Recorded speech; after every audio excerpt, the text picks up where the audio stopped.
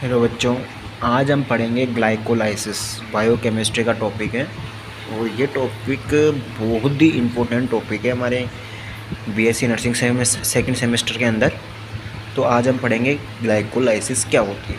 तो ग्लाइकोलाइसिस होता है जिसके अंदर हम पढ़ते हैं कि ब्रेक डाउन ऑफ ग्लूकोज। अब ग्लूकोज का ब्रेकडाउन कैसे होता है अपने सेल्स के अंदर और हमें किस प्रकार से हमें एनर्जी मिलती है, तो हम वो देखेंगे। तो आप हमारे चैनल को सब्सक्राइब कर दें और बेल आइकन दबा दें, तो आपको ऐसी वीडियो रोज़ मिलती रहेगी। तो आइए बच्चों देखते हैं।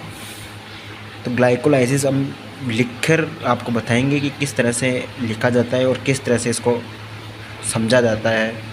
तो इट इज़ ए मेजर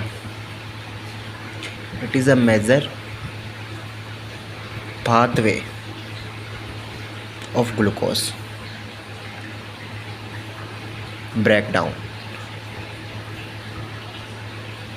तो ये एक मुख्य पाथवे है ग्लूकोज को तोड़ने का, जिसमें ग्लूकोज टूटता है एंड और occurs in almost all cell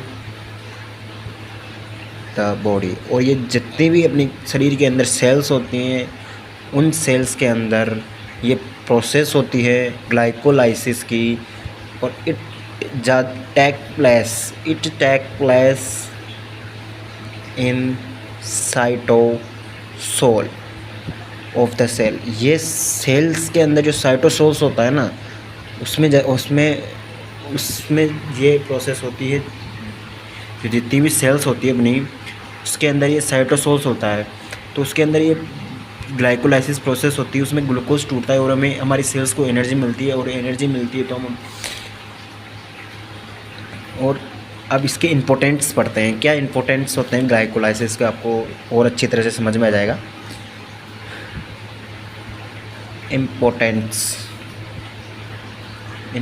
पढ़ते हैं हम इसके, जो आपको अच्छी तरह से समझ में आएगा कि इसके इम्पोर्टेंट्स क्या है। और आपको सेकंड सेमेस्टर का एग्ज़ाम में भी ये साइकिल्स वेरी इंपॉर्टेंट है बायोकेमिस्ट्री के अंदर।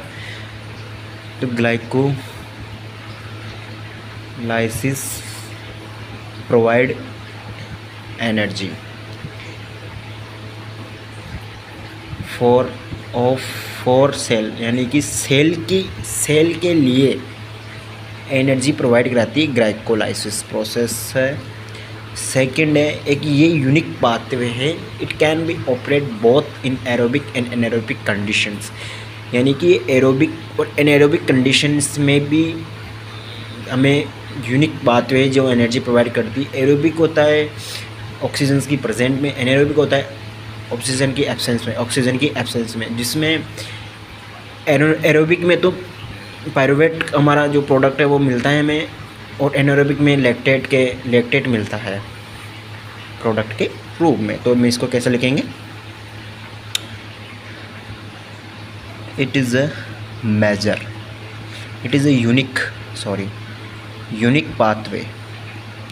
यूनिक पाथवे होता है ऐसा। सही से हमारे क्या है, कैमरे में थोड़ी पकड़ने की दिक्कत है, इस वजह से आप कुछ परेशानियाँ होगी। और ये हमारी फर्स्ट वीडियो है बायोकेमिस्ट्री की, और आपको अच्छी लगे तो हम और सब्जेक्ट है हमारे बायोकेमिस्ट्री के अंदर इम्पोर्टेंट पे भी हम वीडियो बनाएंगे। Aerobic and anaerobic.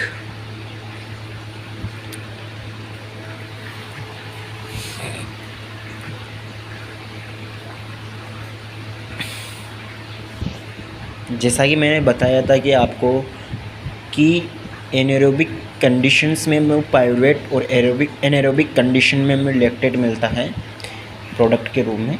तो अपन आइए उसको कैसे लिखते हैं। The end product in anaerobic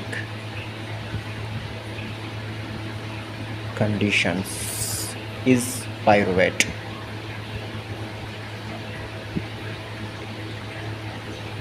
and in anaerobic conditions it is lactate।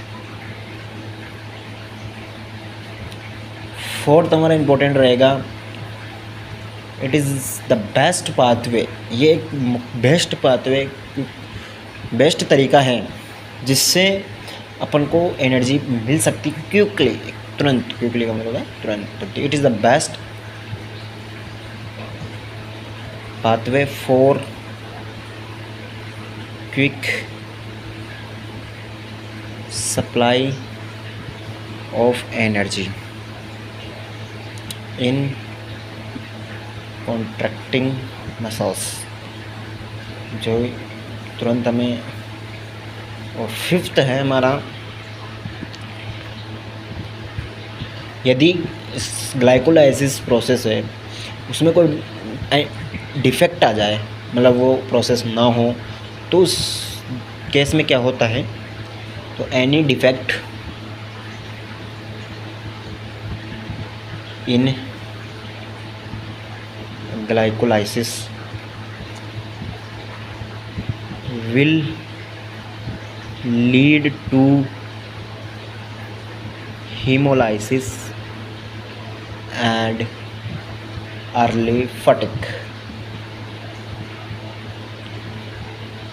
तो इसमें हीमोलाइसिस होता है और अपन जल्दी से थक जाते हैं, ठीक है। और हम आपको कुछ इसके अंदर वो बताते हैं जो इस प्रोसेस में एनर्जी के रूप में हमें को काम में आते हैं। NDADH, NDA की फुल फॉर्म होते हैं निकोटिनामाइड एडिनिन डाइन्यूक्लियोटाइड।